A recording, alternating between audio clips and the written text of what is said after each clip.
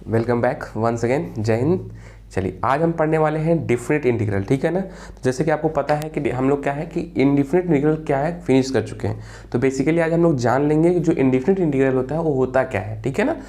वो वर्क कैसे करता है, आखिर क्या होता है, उसका ज्योमेट्रिकल रीजन भी जो है समझेंगे। तो चलिए हम लोग समझते हैं आज क्या है डिफरेंट इंटीग्रल, ठीक है। आज का जो टॉपिक है यहाँ से बहुत अच्छा क्वेश्चन बनता है आपका, ठीक है ना। और यहाँ से आपके कंपटीशन में बहुत अच्छे क्वेश्चन बनते हैं डिफरेंट इंटीग्रल, ठीक है। डिफरेंट इंटीग्रल्स बेसिकली आपको यहाँ समझना है कि डिफरेंट इंटीग्रल जो है वो बहुत ही इंपॉर्टेंट टॉपिक है आपके लिए। अब आपको समझना है कि किसी भी डिफिनिट इंटीग्रल को कैसे समझेंगे। जैसे कि इसका मीनिंग है डिफिनिट, इसका मतलब क्या हो गया, किसी फिक्स पोजीशन का। जैसा कि मैंने आपको इंटीग्रेशन में आपको स्टार्टिंग में बताया था कि जब हम क्या करेंगे किसी भी फंक्शन का इंटीग्रेशन करते हैं, ठीक है ना, किसी भी फंक्शन का इंटीग्रेशन करते हैं तो कहने का मतलब ये हो गया कि अगर y बराबर फंक्शन ऑफ x दे रखा है तो इसका एक्चुअल मीनिंग क्या है कि जब हम इस फंक्शन को इंटीग्रेट करेंगे तो इसका एक हो गया कि ये कितना एरिया कवर कर रहा है, उसी पोर्शन को निकालना ही क्या कहलाया गया, इंटीग्रेशन हो गया।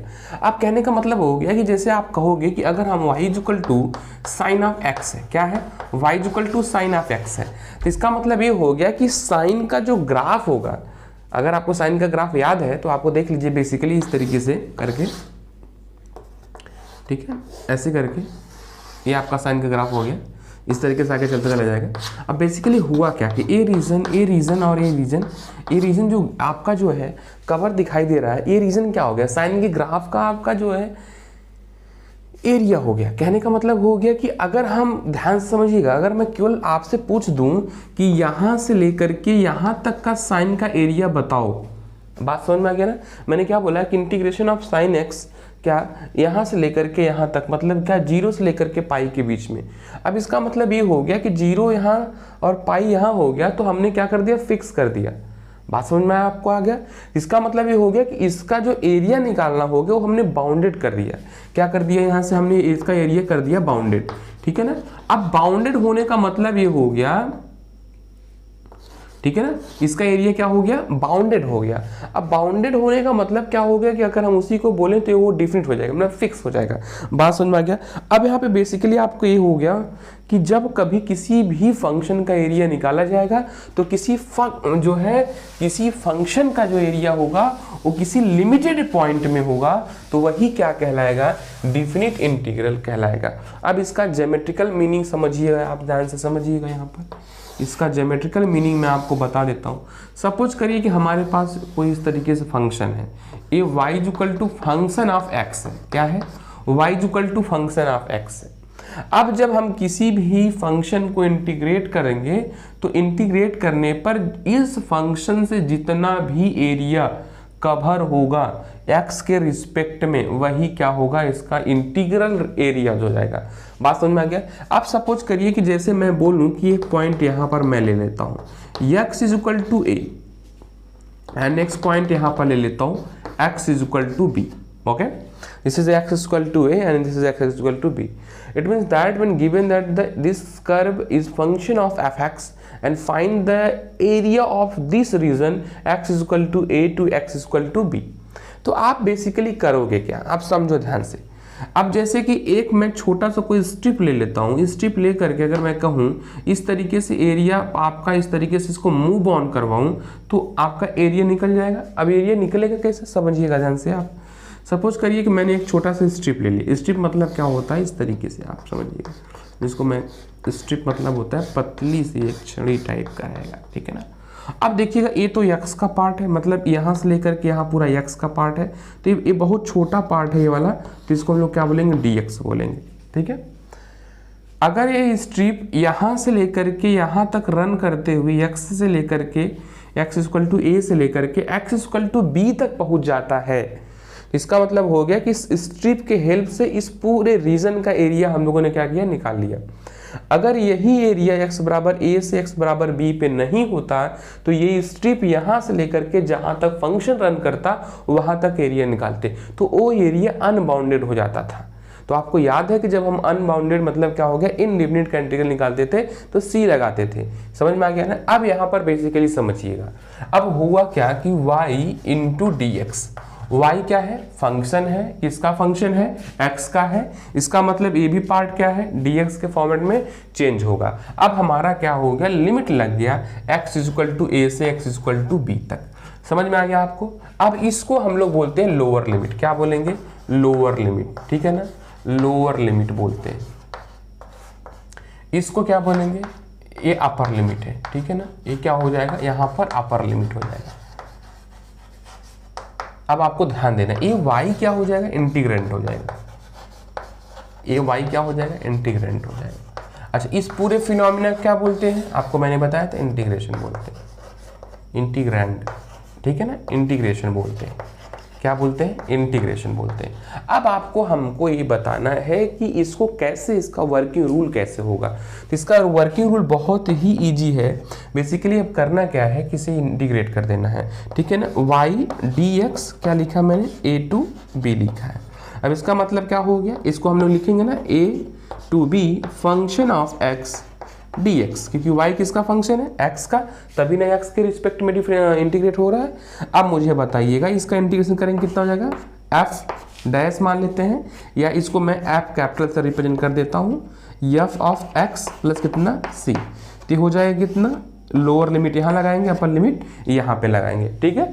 अब आपको मैं बता दूं ये वर्किंग क्या करता है कि इस फंक्शन में अपर लिमिट को फिर माइनस लोअर लिमिट को, ठीक है ना, जो वेरिएबल जिसके रिस्पेक्ट में फंक्शन चेंज हो रहा है उसी के प्लेस पर इसको रिप्लेस करेंगे। अब कहने का मतलब ये हो गया कि फंक्शन ऑफ b प्लस सी, ठीक है, ध्यान से देखते रहिएगा, माइनस ये तो अपर लिमिट की बात हो गई, अब क्या रखेंगे लोअर लिमिट, लोअर लिमिट कितना है a है, तो क्या हो जाएगा फंक्शन ऑफ, यहाँ से आप देखिएगा तो आपको मिल जाएगा function of a plus C, okay. अब इस ब्रैकेट को ओपन कर देंगे। अब ब्रैकेट को जैसे ही आप ओपन कर रहे हो तो आपको क्या मिल रहा है function of b plus C minus क्या function of a, okay, function of a minus C से सी क्या हो गया कैंसिल हो गया, तो क्या मिल गया आपको, तो फंक्शन ऑफ आपको मिल गया b माइनस फंक्शन ऑफ क्या a, यही आपका क्या हो गया आंसर हो जाता है। अब आपको बेसिकली समझना है कि इंडिफिनिट में और डिफिनिट में यह अंतर है कि यहाँ से जो आर्बिट्री कांस्टेंट हो आपस में क्या हो गया कैंसिल हो गया। अब कैंसिल होने का मतलब यह है कि जब आर्बिट्री कांस्टेंट ही नहीं है तो क्या करता है कि हमारा जो वो एरिया लेगा, जो एरिया कवर करेगा वो बाउंडेड हो जाएगा, मतलब क्या हो जाएगा वो डिफिनिट एरिया कवर करेगा। बात समझ में आ गया आपको, इसमें कुछ करने नहीं है, ये बहुत ही इंपॉर्टेंट क्वेश्चन है, यहाँ से आपके बहुत अच्छे क्वेश्चन बनते हैं। अब बेसिकली आपको समझा दिया मैंने, अब क्या करते हैं कि कुछ छोटे छोटे क्वेश्चन को क्या करते हैं सॉल्व करते हैं। तो इसमें जो इसके कुछ वर्किंग रूल और हैं आगे आपको बताया जाएगा, लेकिन इसके पहले हम लोग क्या करते हैं कुछ क्वेश्चन को क्या करते हैं सॉल्व करते हैं, ठीक है ना। अब आपको समझना क्या है, अब देखिए जैसे एक छोटा सा क्वेश्चन मैं आपको लेता हूँ। सपोज करिए कि हमारे पास integration of x square d x है, 2 से लेकर के 4 तक इसका हो गया, तो ये लोअर लिमिट हो गया, क्या हो गया अपर लिमिट हो गया। अब मुझे आप बताओ इसको इंटीग्रेट करो क्या मिल जाएगा, x के पावर 3 अपॉन में 3, ठीक है, और लोअर लिमिट कितना रख दोगे 2 से लेकर के 4 तक, ठीक है भैया। अब आप c लगाने की कोई जरूरत नहीं है क्योंकि c बार बार क्या हो जाएगा कैंसिल हो जाएगा, ठीक है ना, जैसे कि मैंने आपको अभी इसके पहले करके बताया था, तो c कैंसिल हो जाएगा। अब बच्चे लोग यहाँ पे गलती नहीं करोगे कि प्लस c लगा लोगे, प्लस c लगाओगे तो एक बार प्लस करोगे एक बार माइनस करोगे तो आपस में क्या हो जाएगा कैंसिल हो जाएगा, तो आपको लगाने की कोई ज़रूरत नहीं है। अब बेसिकली करना क्या है कि यहाँ पे अपर लिमिट, तो यहाँ पर कितना हो जाएगा 4 के पावर 3 अपॉन में कितना 3 माइनस 2 के पावर 3 अपॉन में कितना 3 हो गया। अब मुझे बताओ 4 के पावर 3 का मतलब हो गया 64, बाई में कितना हो जाएगा 3 माइनस 8 बाई में कितना हो जाएगा 3। अब आप बताओ यहाँ पर ध्यान से देख करके अगर माइनस कर रहे हो तो कितना आ जाएगा, आपको यहाँ पर देख रहे हो 56 मिल रहा है, तो 56 अपॉन में क्या हो जाएगा 3। अब इसका मतलब क्या हुआ, इसका मतलब ये हो गया कि अगर एक्स स्क्वायर का हम लोग ग्राफ प्लॉट कर रहे हैं और उस पर एक्स एक्सिस से 2 से लेकर के एक्स एक्सिस पे 4 यूनिट तक के डिस्टेंस को अगर हम लोग कवर करेंगे तो 56/3 स्क्वायर यूनिट का एरिया कवर करेंगे। इसका एक्चुअल मीनिंग ये निकला है, बात सबको समझ में आ रहा होगा आप, ठीक है ना। तो अब देखो अगले क्वेश्चन को हम लोग लेंगे, ऐसे कैसे करके छोटे छोटे क्वेश्चन को क्या करते हैं, सॉल्व करते हैं। अब देखिएगा इसमें आपका एक होता है sum of limit. Sum of limit का मतलब क्या हो गया, अब आपको समझो कि किसी पतले स्ट्रिप को बार बार क्या करते हैं, एक स्ट्रिप फैला करके रखते हैं, जो कि आपके सिलेबस में है नहीं लेकिन आप जान लो थोड़ा सा। तो उसमें हर एक स्ट्रिप का सम निकालते हैं, मतलब एक स्ट्रिप कितना एरिया कवर किया, दूसरा कितना किया, तीसरा कितना किया, ऐसे n तक लेकर के चले जाएंगे। n स्ट्रिप क्या करेंगे, उसमें डाल करके हम लोग उसके पार्टिकुलर एरिया का निकालते हैं, तो सम एरिया आ जाता है, ठीक है ना, तो जो कि आपके सिलेबस में नहीं है। अब आपको बेसिकली मैं आपको जो है एक्सरसाइज पे लेके चलता हूँ। अगर मैं आपको थोड़ा सा बताऊँ तो एक्सरसाइज जो 7.9 है वो बड़ा ही इंपॉर्टेंट आपका होगा, क्योंकि यहाँ से आपके छोटे छोटे जो क्वेश्चन होंगे वो आपको देखने को मिलेंगे, ठीक है ना, जिससे आपका कॉन्फिडेंस थोड़ा सा अच्छा बनेगा। तो एक्सरसाइज 7.9 का कुछ क्वेश्चन देखते हैं। एक्सरसाइज जो है 7.9 का ये डेफिनेट इंटीग्रल है भैया, ठीक है ना। अब मुझे आप यहाँ से बताओ कि पहला जो क्वेश्चन दे रखा है, first question is given that -1 to 1 क्या दे रखा है, x + 1 dx। ओके, अब बेसिकली इसको क्या कर दो, इंटीग्रेट कर दो, ठीक है ना। इसको इंटीग्रेट करने का रूल क्या है, वही फिनोमेना है पहले वाला, पहले लीनियरली इंटीग्रेट कर दो। तो जैसे ही लीनियरली इंटीग्रेट कर दो कितना हो जाएगा, x² हो जाएगा अपॉन में कितना 2 प्लस कितना x हो जाएगा, ठीक है ना। यहाँ पे लिमिट लगा लो -1 से लेकर के 1 तक, ठीक है। अपर लिमिट माइनस क्या करेंगे, लोअर लिमिट करेंगे, तो अपर लिमिट कितना हो जाएगा 1 का स्क्वायर बाय में 2 प्लस 1, ठीक है, ये तो अपर हो गया। माइनस क्या कर देंगे 1 कर देंगे, -1 का स्क्वायर करो कितना मिलेगा 1, 1 बाय कितना 2, यहाँ पे देखो -a प्लस कितना हो जाएगा -1 हो जाएगा। अब मुझे आप बताओ हाफ प्लस 1 कितना हो जाएगा, 1.5 मतलब कितना 3/2 माइनस, यहाँ पे बताओ हाफ में से अगर 1 जाएगा तो कितना मिलेगा -हाफ, माइनस हो जाएगा प्लस, तो हाफ हो जाएगा। तो 3 + 1 कितना हो जाएगा 4 डिवाइडेड बाई 2 इक्वल टू कितना हो जाएगा 2। इसका मतलब इसका आंसर कितना आ गया 2 आ गया। इसका मतलब है कि इस ग्राफ से अगर -1 से लेकर के 1 के बीच का अगर हम लोग एरिया निकालेंगे तो 2² यूनिट आएगा, ठीक है ना। अगला क्वेश्चन देखिएगा 3 से लेकर के 2 के बीच में है, क्वेश्चन नंबर 2 है 2 से लेकर 3 तक है log 1 में x dx है, ठीक है ना। 2 से लेकर के 3 तक है 1/x dx है, क्लियर हो गया, क्वेश्चन आपका यही है। अब आपको बिल्कुल ये पता है कि 1/x इंटीग्रेशन होता है log x का होता है, तो इसको आप डायरेक्ट मैं लिख देता हूँ कि log x, क्योंकि इसमें टाइम वेस्ट करने से कोई फायदा नहीं है। अब मुझे आप बताओ कि इसका लिख सकते हैं log 3 माइनस कितना log ऑफ 2। अब बताओ इसका एक फार्मूला होता है कि log 3/2, यही इसका क्या हो जाएगा आंसर हो जाएगा। देखिए log m माइनस n का फार्मूला होता है, क्या होता है, अब मैं आपको बता देता हूँ कि log m minus log of n का फार्मूला होता है, दोनों नेचुरल लॉग के बेस पे है, मतलब e टू द बेस पर ही दोनों काम कर रहे हैं, ठीक है ना। तो log m अपॉन में क्या हो जाएगा n हो जाएगा, यही इसका ये आपका वर्किंग रूल हो गया, ठीक है। आई होप कि आपको छोटे छोटे क्वेश्चन जो है समझ में आ गए होंगे। तो अगले क्वेश्चन की तरफ हम लोग क्या करते हैं, बढ़ते हैं, ठीक है। इसको आप नोट कर लीजिएगा।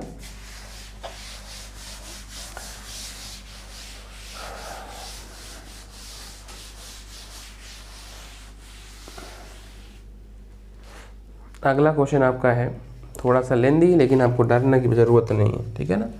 क्वेश्चन नंबर 3 थोड़ा सा आपका क्या है कि बस बहकाया है, कहने का मतलब है कि थोड़ा सा 4x³ minus 5x² plus 6x plus 9 यहाँ कितना है dx है, ठीक है ना, क्या है dx है।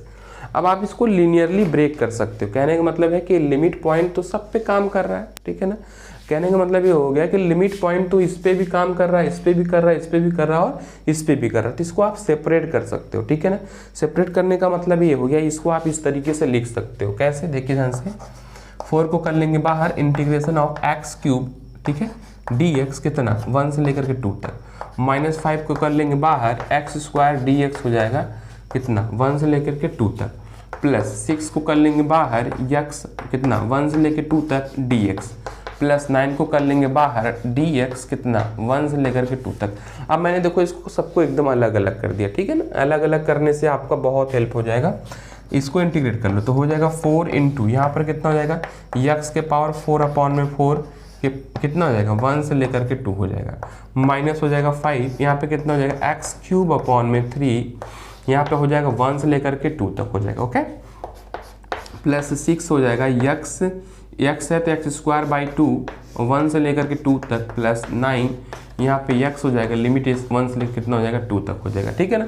अब मुझे क्या करना है, सबके लिमिट पॉइंट को रख दो। जैसे लिमिट पॉइंट को रखो तो 4 से 4 क्या हो जाएगा कैंसिल, 2 अपर लिमिट है तो 2 के पावर 4 मतलब 16 माइनस कितना हो जाएगा 1 हो जाएगा, माइनस 5 अपॉन में 3 बाहर निकाल दो, ठीक है।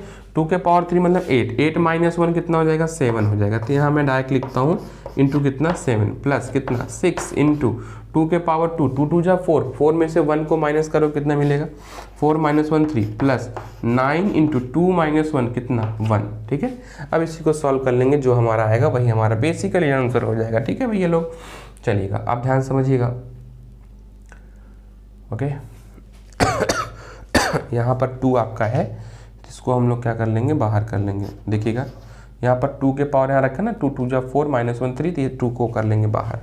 अब मुझे बताइए यहाँ पर कितना हो जाएगा 15 हो जाएगा, माइनस यहाँ पर अगर देखें तो 35 अपॉन में कितना 3 प्लस 2 3 जा 6, 3 3 जा कितना हो गया 9 प्लस 9, 9 प्लस 9 कितना हो गया 18 हो गया। 18 में अगर आप 5 को दो 33 आपका मिल जाएगा, ठीक है ना। तो 33 माइनस 35 डिवाइडेड बाई 3, इसका मल्टीप्लाई कर देंगे तो 99 हो जाएगा। जस्ट में 18 हो गया, 18 5 23 10 33 हो गया। इसको आप मल्टीप्लाई कर दीजिए, मल्टीप्लाई करेंगे तो हो जाएगा 99 माइनस 35 अपॉन में कितना 3 हो जाएगा। इसको सॉल्व कर लीजिए, तो इसको सॉल्व करेंगे कितना हो जाएगा, यहाँ पे हो जाएगा 4, यहाँ पे 9 में से जो है 3 जाएगा तो 6 अपॉन में कितना 3। इस तरह आपका आंसर हो गया 64 डिवाइडेड बाई 3। इस क्वेश्चन का क्या हो गया आंसर हो गया, ठीक है ना। तो चलो नेक्स्ट क्वेश्चन पे चलते हैं। अगला जो क्वेश्चन है बहुत अच्छा क्वेश्चन है, क्वेश्चन नंबर 4। क्वेश्चन नंबर 4 कहा है कि 0 से लेकर के π/4 तक है, ठीक है ना। इसकी जो लिमिट पॉइंट है 0 से लेकर के कहाँ तक है π/4 तक है। और क्वेश्चन क्या कहा है कि sin 2x है, sin 2x dx है। अब आपको मैंने बताया था कि जब इसका इंटीग्रेट करेंगे तो हम लोग क्या करेंगे कि जो यहाँ पर मल्टीप्लायर में रहेगा वो डिवाइड में चला जाएगा। इसका मतलब ये हो गया कि साइन का इंटीग्रेशन होता है minus cos 2x divide by कितना हो जाएगा 2 हो जाएगा, ठीक है ना। अब यहाँ पे क्या कर दो 0 से लेकर के π/4 कर दो। अब मैं क्या कर सकता हूँ, एक तरीका तो ये हो गया कि अगर मैं इसको माइनस को बाहर भी ले सकता हूँ, ठीक है। -1/2 को बाहर कर लेते हैं। -1/2 को बाहर करेंगे तो यहाँ पे कितना मिल जाएगा cos 2x, ठीक है, 0 से लेकर के π/4 तक। अब ये कितना हो जाएगा -1/2, यहाँ पे हम लिमिट लगा लेंगे। cos क्या करेंगे देखिएगा cos 2 into π/4 minus cos 2 into 0, okay. कितना हो जाएगा -1/2, यहाँ पर 2 से कैंसिल जाएगा 2, cos π/2 मिलेगा। cos π/2 की वैल्यू होती है 0, तो यहाँ पे हो जाएगा 0 माइनस यहाँ पर कितना हो जाएगा cos 0 वैल्यू 1 होती है, तो 0 में से 1 अगर माइनस करोगे तो -1 मिलेगा। माइनस और माइनस क्या हो जाएगा प्लस हो जाएगा, तो इसका आंसर हो जाएगा 1/2। मतलब इस क्वेश्चन का आंसर कितना आपको देखने को मिल गया 1/2 मिल गया। आई होप कि आपको ये क्वेश्चन समझ में आ गया होगा, ठीक है ना। तो बेसिकली आपको बेस क्लियर कर दिया मैंने। अगर आपको अच्छे समझ में आ गया तो आप पूरे क्वेश्चन को क्या करोगे एकदम बिल्कुल मस्ती में लगा सकते हो, ठीक है ना। चलो अगले क्वेश्चन की तरफ चलते हैं। अगला क्वेश्चन क्या है,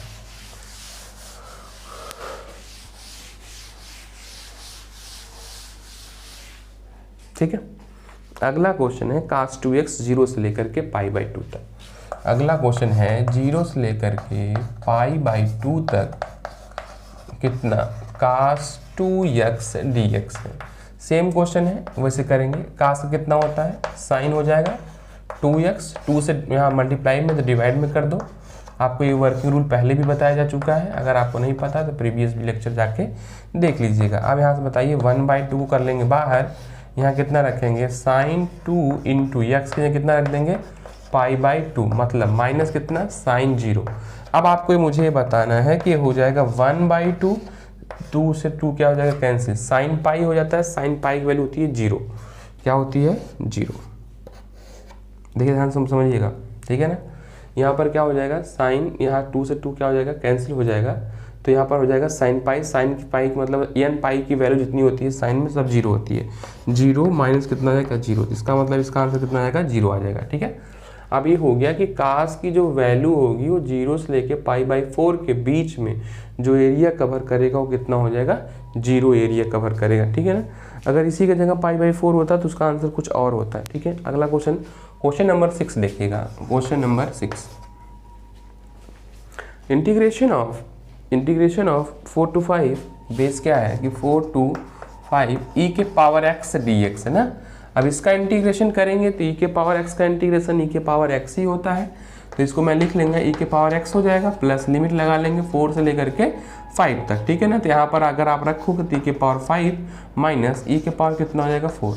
अगर आप इसको कॉमन लेना चाहते हो तो e के पावर 4 को कॉमन ले लो, तो e के पावर 4 को अगर कॉमन ले रहे हो तो कितना मिल जाएगा, e के पावर e-1, यही इसका क्या हो जाएगा आंसर हो जाएगा। ठीक है ना, यही इस सवाल का क्या हो जाएगा आंसर हो जाएगा। तो हर क्वेश्चन क्या है, बहुत बेसिकली और बहुत ही छोटे क्वेश्चन हैं।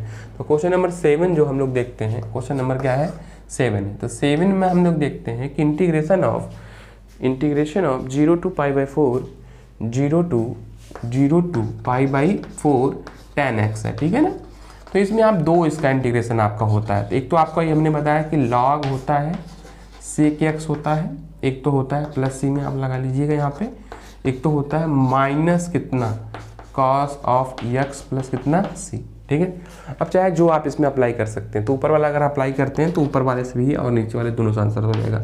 तो हो जाएगा log कितना मॉड में sec x हो जाएगा, लिमिट कितना है 0 से लेके π/4 है। तो जैसे ऊपर की लिमिट रखोगे तो log हो जाएगा कितना sec π/4 माइनस कितना हो जाएगा log sec 0 हो जाएगा ना।